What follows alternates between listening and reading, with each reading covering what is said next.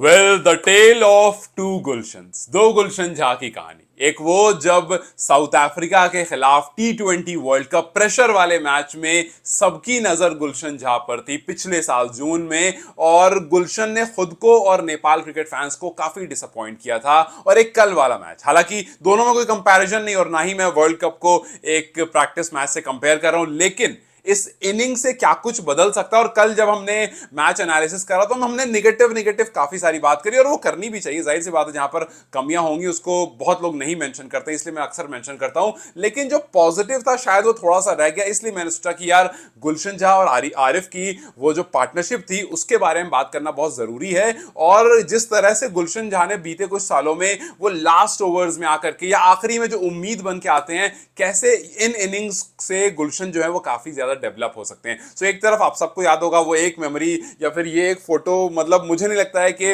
इस जनरेशन का कोई भी नेपाल क्रिकेट फैन इस फोटो को कभी भूल पाए। मतलब आप अगर सो भी रहे होगे ना और कोई आपको उठा करके फोटो दिखा दे जल्दी से, तो आपको पूरा पूरा मैच याद आ जाएगा। मतलब ऐसा नहीं कि एक फोटो से आप अच्छा हाँ यार, नहीं, वो पूरा मैच ऐसे फ्लैश की तरह आपके सामने आ जाएगा। इतनी ज्यादा ये फोटो सभी के दिलों में एकदम बस गई है कि यार काश वो टच, ये जो टच है, ये वाला टच काश उस दिन लग जाता, और काश उस दिन वो बॉल ऊपर से चौका चली जाती, या फिर काश बॉल बैट जो वो ड्रैग होकर क्रीज के अंदर आ जाता, या फिर वो बॉल थ्रो पर विकेट पर ना लगती। मतलब इस तरह के बहुत सारे काश हैं जो उस दिन नहीं हो पाया, लेकिन उस दिन से जो मोटिवेशन आई हमने उसमें नेपाल क्रिकेट को बदलते हुए देखा, बट शायद वो एनफ नहीं था। अब कल वाला मैच आप देखो, 56 फॉर 6, 6 विकेट गिर चुकी है, आरिफ और गुलशन आकर के खड़े हुए हैं, सबकी उम्मीद खत्म हो गई। मैं खुद कल बाहर था कुछ काम से, बीच बीच में मैचेस देख रहा था, फिर मैंने देखा कि नहीं यार, तो चांस नहीं है अब तो, मतलब एक आध कोई सा मिस्टेक होगा और आउट होकर चले जाएंगे ये। सो अब तो मामला खत्म हो गया, अब हो गया काम। बस आप डिसअपॉइंट हो जाते हो कि छोड़ो यार, मैंने भी हटा दिया, मैंने ही बंद कर दिया। फिर थोड़ी देर मैंने खोला कि देखे जरा ऑल आउट हो गए क्या, अरे ये क्या चल रहा भाई, बनने जा रहे तो अच्छी पार्टनरशिप बन रही है। फिर मैं देखता फिर बढ़ती बनती बनते बनते मैंने कहा तो बड़ा सही हो गया। सो वो जो कल पार्टनरशिप आई है ना आरिफ और गुलशन की 133 रन की, जहां पर नेपाल क्रिकेट फैंस ने उम्मीद छोड़ दी थी, और वो इज्जत वाली बात आ गई थी यार कि आप एक कॉलेज टीम से खेल रहे हो, एक यूनिवर्सिटी टीम से खेल रहे हो, और आपको अब इनसे बहुत बेहतर टीम के सामने जाकर खेलना है। तो जब गुलशन और आरिफ ने मिल करके कल वो इज्जत बचाई, कल वहां पर बताया कि भाई हर बार ऐसा नहीं होगा कि हमारा कोलैप्स होगा और कोई बचाने वाला नहीं होगा। सो ये वाली पारी जो है वो गुलशन को मोटिवेट बहुत करेगी, वो आरिफ को मोटिवेट बहुत करेगी, और मेरे जैसे बहुत सारे लोगों को गलत बहुत प्रूव करेगी। क्योंकि अगर आपको याद होगा कुछ वीडियोस पहले मैंने ये बात खुद कही थी कि आरिफ के नंबर्स अच्छे हैं, लेकिन ठीक है, मतलब मैं उनको सेकंड ऑप्शन में रखूंगा। लेकिन आरिफ ने अपने आप को प्रूव किया कि मेरे ऐसे बहुत सारे लोग जो उन पर डाउट कर रहे हैं, अगर वो सेकंड ऑप्शन में नहीं रखना चाहेंगे ऐसी पारी देखने के बाद। गुलशन जैसे लोगों पर हो सकता है बहुत लोगों ने डाउट किया हो, लेकिन इन पारी को देखने के बाद उनका डाउट खत्म हो जाएगा कि नहीं यार, ये वो खिलाड़ी है जिनको बस थोड़ी सी गाइडेंस चाहिए। अगर ये थोड़ी सी गाइडेंस मिल जाएगी तो कहानी बहुत कुछ बदल सकती है। अब देखो कल भी गुलशन के नाम की बहुत सारी स्टोरीज लगी इंस्टाग्राम पर, गुलशन को टैग किया गया बहुत लोगों के द्वारा। और उस दिन भी पिछले साल जून में भी जब वो लास्ट बॉल पर वो रन नहीं मार पाए, तब भी बहुत लोगों ने टैग किया था, तब भी बहुत लोगों ने स्टोरीज लगाई थी। लेकिन तब एक नेगेटिव स्टोरी थी, अभी एक पॉजिटिव स्टोरी थी, और यही जो डिफरेंस है ना, ये गुलशन को चेंज कर सकता है। बस मैं अक्सर ये बात कहता हूं कि भाई एक रोल डिफाइन हो जाए प्लेयर का तो चीजें बदल सकती हैं।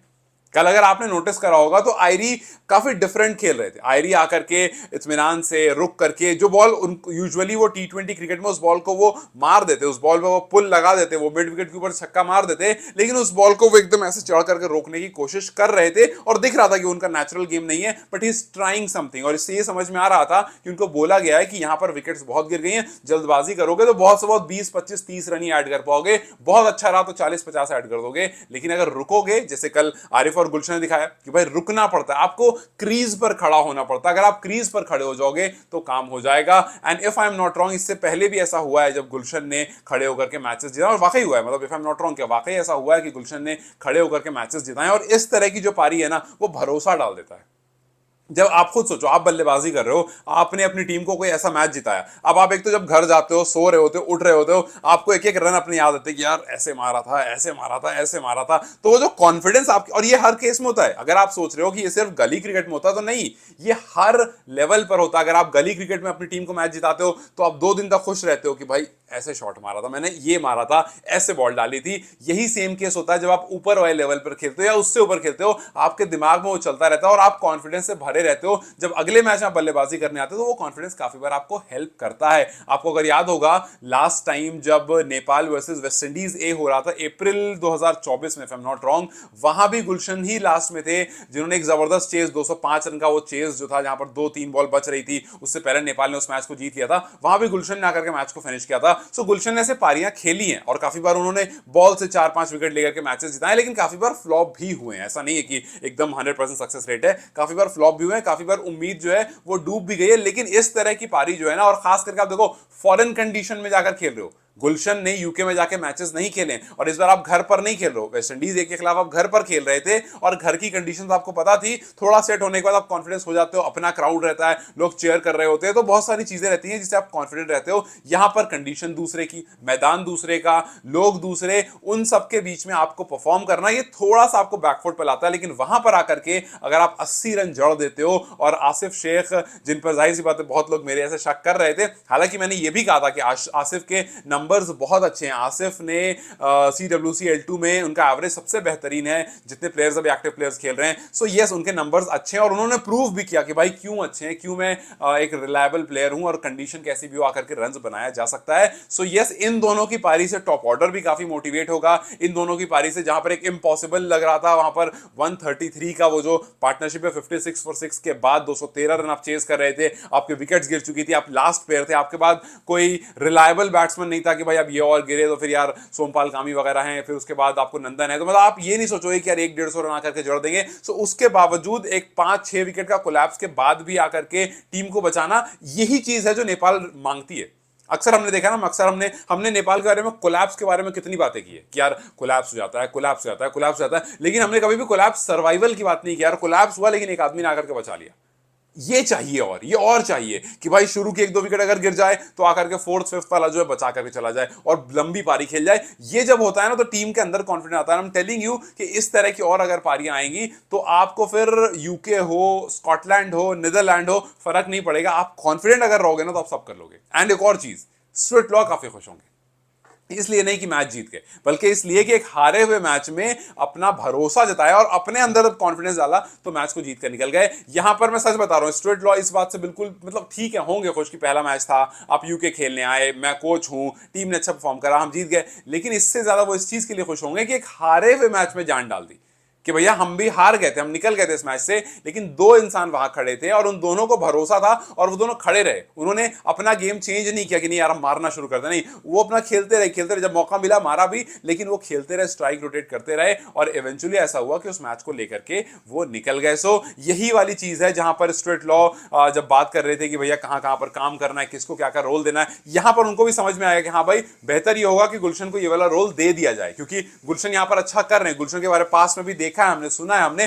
तो ये वाला जो रोल है वो गुलशन के हाथ में दे दो और उसके बाद वहां से गुलशन जो है वो लेकर के निकल जाएंगे। कंडीशन कैसी भी हो, प्लेयर कैसा भी हो, ऑपोजिशन कैसा भी हो, अगर उसको अपने ऊपर भरोसा होता है और अगर उसकी बैट से स्ट्राइक होना शुरू कर देता है तो फिर काफी कहानी जो है वो बदल जाती है।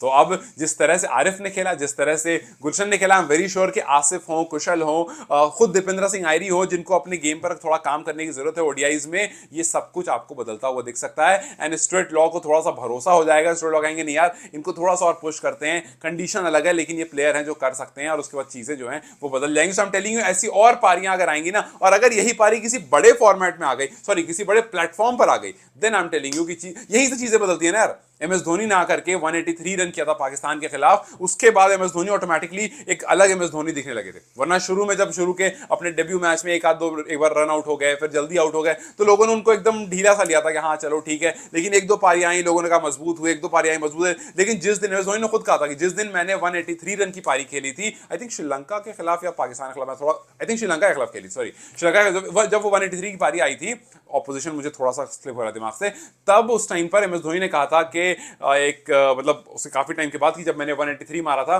तब मुझे ये पता चल गया था कि यार मैं अभी तो टीम से नहीं निकलने वाला हूं, इस 183 है ये मुझे कम से कम 1 साल टीम में रख लेगा। सो ऐसी कुछ पारियां होती हैं जो आपको कॉन्फिडेंस देती हैं कि हाँ यार ये जो मैंने खेला है ना, इसके बाद तो मेरे ऊपर टीम वाला प्रेशर नहीं है, परफॉर्मेंस वाला प्रेशर नहीं है, अब मैं इत्मीनान से अपनी पारियां खेल सकता हूं। सो उस 183 ने उनको इतना कॉन्फिडेंस दे दिया कि अब 1 साल तो मैं टीम में हूं, और एग्जैक्टली ऐसा हुआ और आप देखो वो टीम के कप्तान बने। सो आपको कुछ ऐसा फिनिश होता है ना, वो कॉन्फिडेंस दे देता है, और यही मैं अगर उस दिन गुलशन मैच जिता देता ना, आई एम टेलिंग यू आज गुलशन जाए एक अलग प्लेयर होता।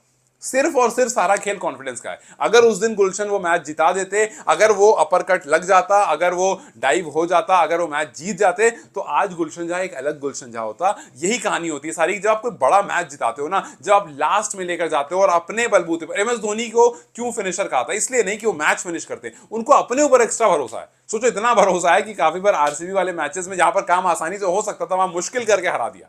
अब हालांकि he is old now, he is 43 44, तो अब उनके अंदर वो रिफ्लेक्सेस नहीं है, लेकिन स्टिल उन्होंने पास में से बहुत सारे, काफी बार आप हाइलाइट्स जाकर देखोगे तो बहुत सारे ऐसे मैचेस जिताए। और जब जिताते रहते हो ना, फिर आपको अपने ऊपर भरोसा रहता है कि यार आखिर में 15 रन भी है ना, मैं मार दूंगा, क्योंकि मैंने करा हुआ, मुझे पता है वो यहाँ बॉल डालेगा, यहाँ डालेगा, बहुत से बहुत यहाँ डाल देगा। सो वो एक्सपीरियंस होता है जो आपको इवेंचुअली लेकर के निकल जाता है। सो आई होप के एक लेयर बन जाए कि भैया ये आदमी ऊपर काम करेगा, ये आदमी मिडिल ओवर्स में करेगा, ये आदमी लास्ट में करेगा, और वो सब अपनी जिम्मेदारी पकड़ लें। और जब इस तरह के 3-4 मैचेस फिनिश होंगे जहां पर इम्पॉसिबल लग रहा होगा, उसको पॉसिबल कन्वर्ट कर दिया जाएगा, फिर आप भी फील करोगे कि नहीं यार, गुलशन है ना, भी कर देगा। जैसे काफी बार आपने जब इंडियन क्रिकेट को देखा होगा तो आपने कहा होगा यार माही है ना यार, कर देगा, और माही ने किया भी है काफी बार। So this is what I am saying कि कल जो ये पारी थी, ये कॉन्फिडेंस लाएगी, ये आरिफ और गुलशन दोनों के अंदर कॉन्फिडेंस लाएगी और ये चीजों को बदलेगी। और ये अगर किसी बड़े मैच में ऐसी पारी आ गई, then I am telling you कि गुलशन भी इससे पूरा बदल जाएंगे। सो लेट्स जस्ट होप के कल जिस तरह से नेपाल ने गेंदबाजी करी सेकंड हाफ में, जिस तरह से नेपाल ने बल्लेबाजी करी सेकंड हाफ में, वो सब हमें पहले हाफ में भी दिखना शुरू हो जाए। जहां पर एक टाइम पर लग रहा था कि जी 300 रन बोर्ड पर लग जाएगा, ऐसा लग रहा था ना कि 300 बोर्ड पर लग जाएगा, बिकॉज शुरू में विकेट्स नहीं गिरी थी, 100 से ऊपर रन हो गए थे, एक आध 2 विकेट बोर्ड पर लगी हुई थी, ऐसा लग रहा था कि यार बड़ा टोटल आने वाला। लेकिन फिर आकर के कुशल बुटेल ने एकदम फटाफट एक्सपेल डाला, 3 विकेट निकाली और वहां से स्लो डाउन हो गई। सो चेंजेस हमने देखे मैच में, उनका भी फॉल हुआ, लेकिन उनकी एक अच्छी पार्टनरशिप ने बचा लिया उनको। हमारा भी फॉल हुआ, लेकिन नेपाल की एक अच्छी पार्टनरशिप ने नेपाल को बचा लिया। तो चलो अब देखते हैं कि इसका क्या इफेक्ट होता है अगले गेम में, इससे कितनी पॉजिटिविटी लेकर वो जाते हैं अगले गेम में। लेकिन हाँ, ये जो इनिंग थी, इस इनिंग ने काफी सारे प्लेयर्स को मोटिवेट किया होगा कि यार किया जा सकता है, सिर्फ खड़े रहने की देर है। सो लेट्स जस्ट सी कि क्या ये गुलशन और ज्यादा और ज्यादा गुलशन होते हैं, और ज्यादा खिलते हैं, और ज्यादा बागबान होते हैं, या फिर कुछ वैसे ही वापस हम उन परफॉर्मेंस पे चले जाएंगे जहां हम नहीं देखना चाहते हैं। खैर वो तो फ्यूचर बताएगा, लेकिन हाँ, ये परफॉर्मेंस ऐसी थी जिससे आरिफ और गुलशन दोनों मोटिवेट हुए होंगे, और इनके साथ वाले प्लेयर भी मोटिवेट हुए होंगे, और नेपाल के फैंस भी हुए होंगे, नहीं यार ये जो बंदा ये काम कर सकता है, थोड़ी सी गाइडेंस की जरूरत है। So let's just see, let's just hope कि चीजें बेहतर हो, और हम जिस तरह से यहां पर परफॉर्म किया उससे बेहतर हो, और जब तक हम CWC L2 पहुंचे तब तक हम पूरी तरह से तैयार हो। आपको क्या लगता है about Gulshan and Arif? Do let me comment section. Take care, I will see you very soon.